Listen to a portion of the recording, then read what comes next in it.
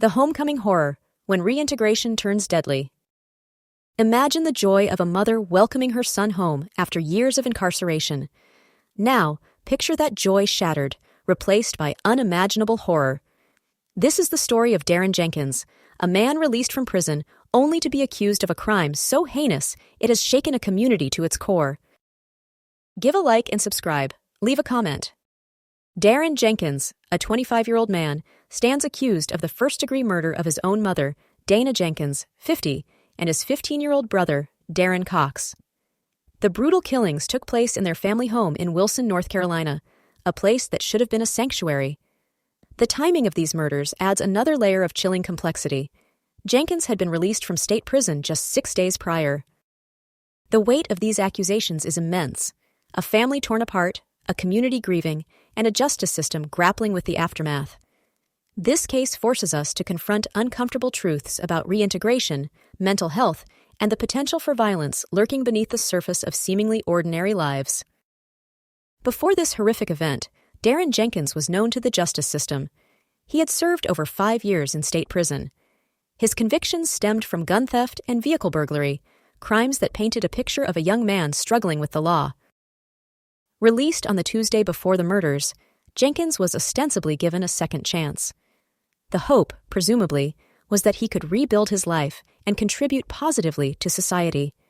But something went terribly wrong in those intervening days, leading to a tragedy no one could have foreseen. The bodies of Da'ron Jenkins and Daryn Cox were discovered in their Wilson home, a scene that has undoubtedly left an indelible mark on the first responders. Authorities have remained tight-lipped about the specific cause of death, fueling speculation and adding to the community's distress. The silence surrounding the details only amplifies the horror. The absence of information leaves a void filled with unanswered questions and a desperate need for understanding. What could have driven a man to allegedly commit such a brutal act against his own family? Julia Cornegay, a cousin of the victims and a neighbor living next door, offers a chilling glimpse into the events leading up to the murders. Her account paints a picture of a man struggling with inner turmoil, a man whose behavior raised red flags. Cornegay reports that the victims were stabbed to death, a detail that, while unconfirmed by authorities, adds a layer of brutality to the already horrific narrative. She recalls seeing Jenkins early in the morning, looking disheveled and out of sorts. The detail about the cut and bandage on Jenkins's hand is particularly unsettling. It immediately raises questions about a possible struggle and fuels the suspicion that he was involved in something sinister. Cornegay's intuition proved tragically accurate. Cornegay's observations extend beyond the immediate aftermath of the murders. She describes Jenkins as exhibiting restlessness and anxiety in the days following his release. There was a sneakiness about him, she says, a sense that he was planning something. This raises a critical question. Were there warning signs that were missed? Did the system fail to adequately assess Jenkins's mental state upon his release? Could this tragedy have been prevented if more attention had been paid to his behavior? The answers to these questions are complex and likely involve a confluence of factors.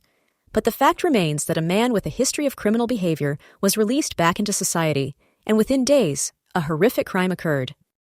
Da'ron Jenkins is now in custody, arrested and booked on 2 counts of first-degree murder. He is currently held in the Wilson County Jail without bond, a stark indication of the severity of the charges against him. His initial court appearance took place on Tuesday, a formality that marks the beginning of a long and arduous legal process. The burden of proof now rests on the prosecution to demonstrate beyond a reasonable doubt that Jenkins is responsible for the deaths of his mother and brother. The legal proceedings will undoubtedly be complex and emotionally charged.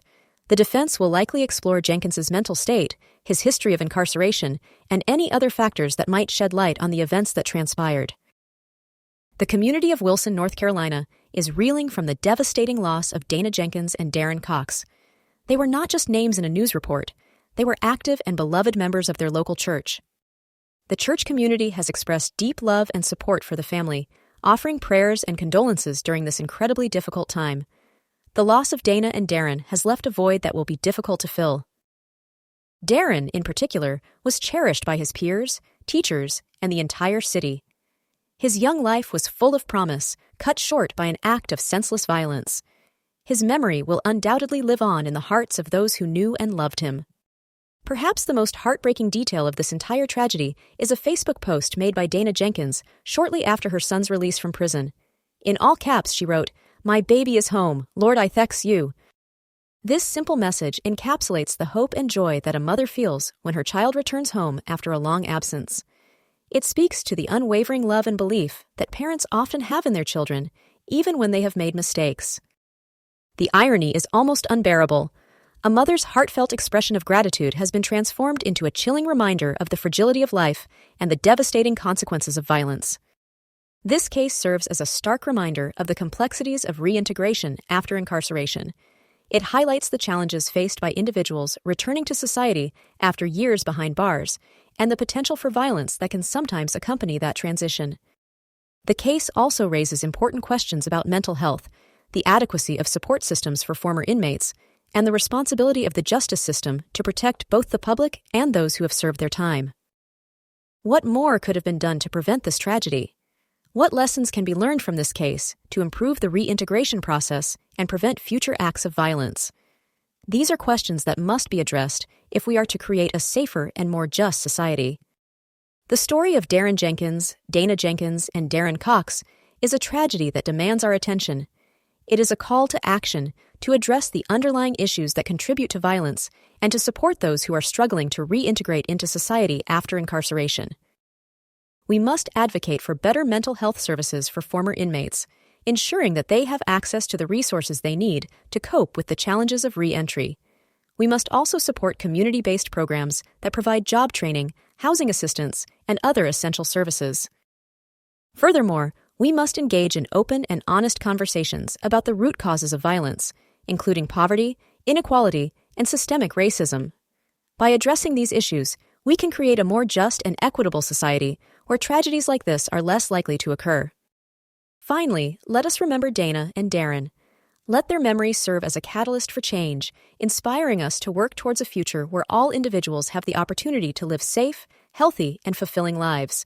If you or someone you know is struggling with mental health issues or facing challenges related to reintegration, please reach out to the resources available in your community. Contact your local mental health services, support groups, or organizations dedicated to assisting formerly incarcerated individuals. Your action can make a difference.